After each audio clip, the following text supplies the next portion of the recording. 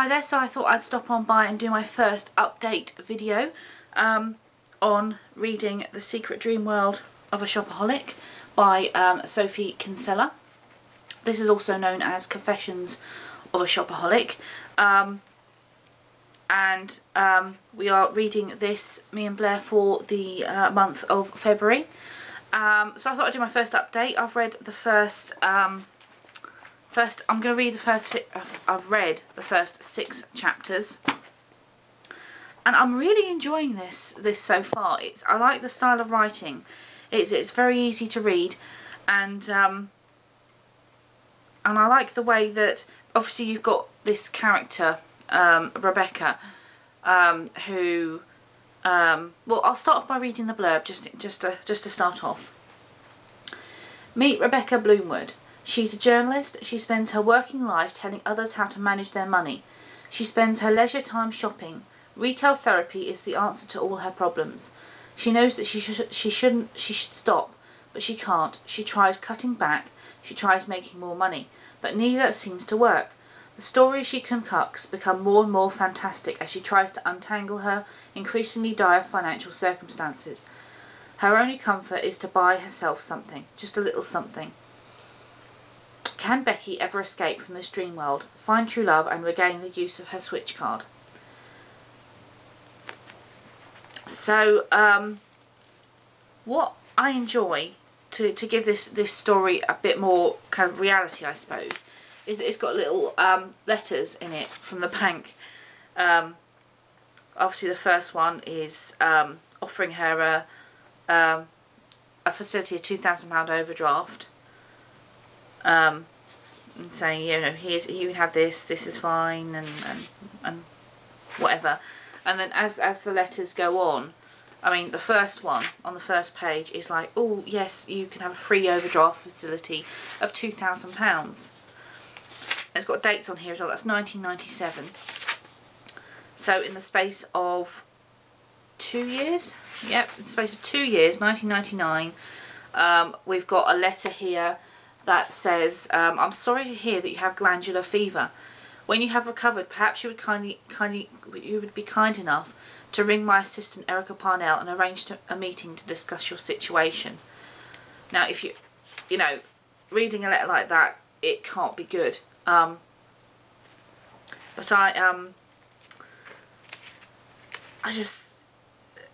this character Rebecca just seems so out of control. In her spending and in her way of thinking as well, because you've got her at the beginning. You see her, I think she's going off to a meeting, and you know, she sees a sale sign on a shop, and she's like, oh my god, I have to go buy because it's a sale, and then she just goes completely nuts thinking, oh, I have to buy it, but she's left her credit card in her desk at work, so she's freaking out thinking, oh my god, is it still going to be there? Oh, maybe I can put it on hold, or you know, loads of stuff like that. But you know, she's really kind of, you know, I would say out of control, most definitely. I don't think it's helped by the fact also that she lives with a friend.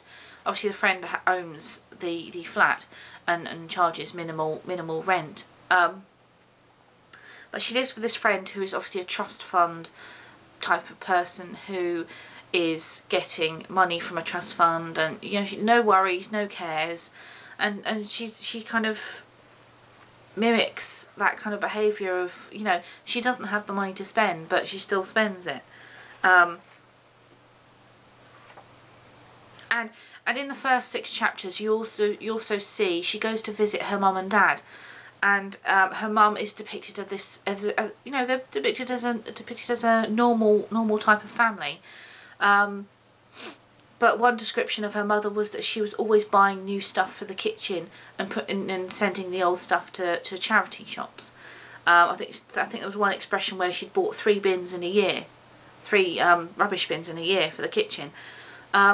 So you can kind of see where she might have started off that kind of way of thinking. But yeah, completely out of control at the moment. And, you know, is fun to read, and so I'm very interested to see, you know, when she turns a corner, if she turns a corner, and what she decides to do.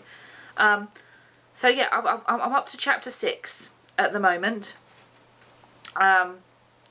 So at the moment I'm still reading her being completely crazy, wanting to shop all the time and stuff like that. So I'm very interested to find out what's happening, what you know, how much more crazy she can get, or maybe she doesn't get crazy, maybe she gets better, I don't know. But one thing that just flags me in this book, and it's something that I think is quite annoying, and it happens out there, I know it does, is you've got here obviously a letter saying to Mrs. Bloomwood, our records suggest that we have not received payment of your latest Brompton gilt card. Your outstanding bill is currently £235.76. The minimum payment is £43. You may pay by cash, cheque, or the enclosed bank giro credit slip. We look forward to receiving your payment. So bear in mind, this is a letter saying you haven't paid your bill, you haven't paid it, either pay you the full amount or the minimum payment, whatever, you know, you're running a bit late. So this is the 2nd of March 2000. And that's that one. So turning over the page, on the same day, 2nd of March 2000, she receives a letter from the same, that's the first letter, that's the second letter, from the same store, and it's saying there's never a better time to spend. For a limited time we are offering extra points on all purchases. So they've sent 2 letters out, one knowing full well that that Rebecca hasn't paid her bill, and then another letter just kind of saying spend more. I mean, there's something wrong with that. I think there's something wrong with that. They should have something on their system to say, oh, this person hasn't paid yet, or, you know, is late in paying. Let's flag that and not send her anything to make her spend more money. You know, there's no conscience with shops these days. Certainly with a lot that I've seen.